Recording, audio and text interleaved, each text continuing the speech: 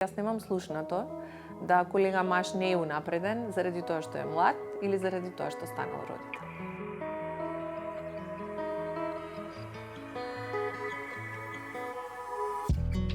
Мене изговорите беа дека сум била на породилно и дека сум била млада. Тоа се двата изговори се поврзани со фактот што сум жена и со стереотипите и предрасудите кои што општеството наше ги има за улогата на жената во општеството.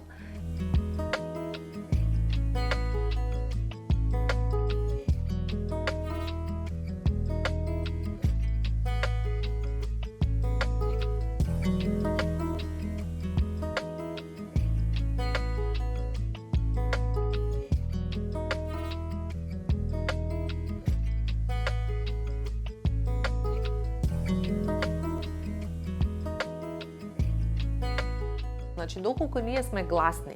за тоа кои се придобивките од родовата емансипација, кои се придобивките од сите овие концепти, тогаш и институциите ќе бидат повеќе сензибилизирани, ќе можат да видат на кој начин преку нивните действија ќе го подобрат животот на жените во нашето општество и генерално со тоа, со подигање на квалитетот на животот на жените, верувајте ќе се подигне квалитетот на животот на сите нас.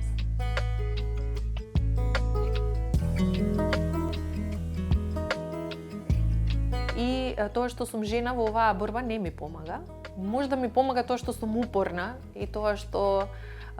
не знам, малку тврдоглаво можеби настапувам во остварување на она што ми е зацртано како цел, што би рекла па и дека и на некој начин упорноста е женска особина. И во овој контекст и во контекст на борбата за правда би рекла дека да си успешна жена во Македонија која што се бори за правда, истовремено значи да се бориш и за емансипација и за менување на призмата низ која што општеството ја гледа жената.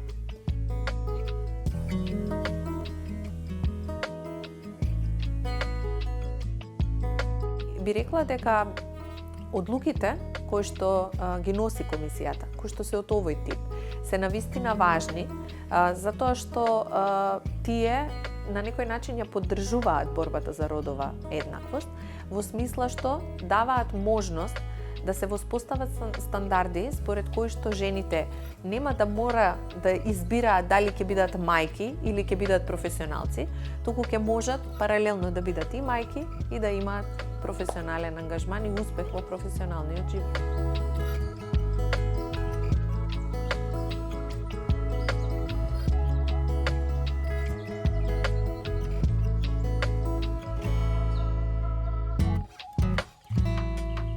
Борбата за правда е борба со која што може да се соочи секој поединец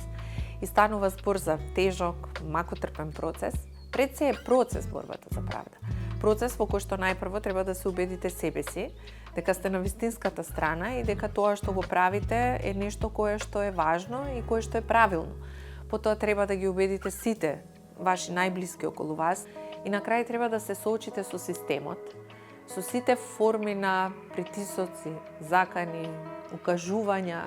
кои што системот ги прави за да вас ве обесхрабри и да се откажете во крајна линија од ваквата борба. И без оглед, пак ќе кажам, колку и да е овој процес тежок,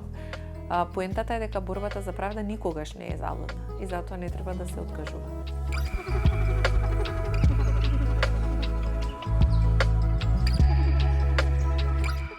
И во овие два сегменти, комисијата препорачува на Советот на јавни обвинители во иднина да се воздржува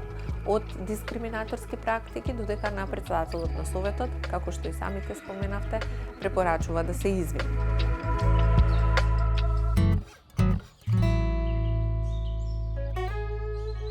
Во овој контекст, законодавецот пропишал и прекршочна одговорност доколку не е постапувано по мислењето, па со оглед дека не добив извинување, останува да видиме дали ќе биде поведена прекршочна постапка и кој ќе биде исходот од прекршочната постапка.